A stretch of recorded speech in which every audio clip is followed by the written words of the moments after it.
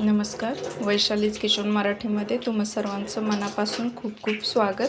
आज आपण रव्यापासून स्पंज डोसा कसा बनवायचा ते बघणार आहे. त्यासाठी लागणारे साहित्य आपण बघून घेऊया. 1 वाटी रवा घेतलेला आहे मी, 1 वाटी दही घेतलेला आहे, 2 चमचे भिजवलेले पोहे घेतलेले आहेत, थोडीशी साखर घेतलेली आहे, खायचा सोडा किंवा इनोई वापरू शकता तुम्ही, चवीपुरतं मीठ घेतलेलं आहे. आता आपण रवा, पोहे आणि दही, मीठ सर्व एकत्र मिक्सरमध्ये फिरवून घेणार आहे. मग त्या बॅटरमध्ये आपण सोडा घालून लगेच आपण डोसे बनवून घेणार आहे. पीठ आपलं बनवून झालेलं आहे. मी मिक्सरमध्ये फिरवून घेतलेलं आहे. तुम्ही बघू शकता याची कन्सिस्टन्सी. आता याच्यामध्येच मी खायचा सोडा पण घालून घेणार आहे. मग आपण मिक्स करून घेऊया. तवा गरम करण्यासाठी ठेवलेला आहे. आता आपण 5 मिनिटात डोसे बनवून घेणार आहे. तव्याला आपण पाण्याने आणि तेलाने ग्रीस करून घेतलेलं आहे. याच्यावर आपण आता डोसाचं पीठ घालून घेणार आहे.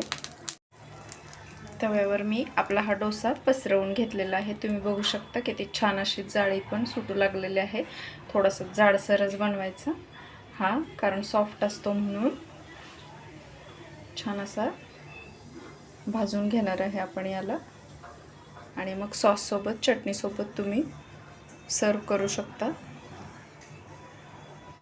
तुम्ही बघू शकता आपल्या डोशाला किती छान अशी जाळी सुटलेली आहे आणि स्पॉन्जी पण एकदम बनतो हा, आणि चवीला पण छान लागतो.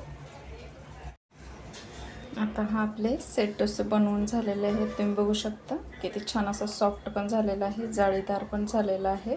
तर सॉससोबत किंवा चटणीसोबत तुम्ही गरमागरम सर्व करा.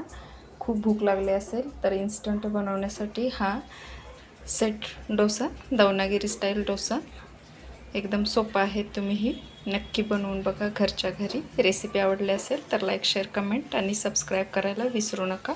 सोबतच बेल आयकॉनही प्रेस करा, म्हणजे तुम्हाला माझ्या नवनवीन रेसिपीज बघायला मिळतील. तोपर्यंत खात राहा.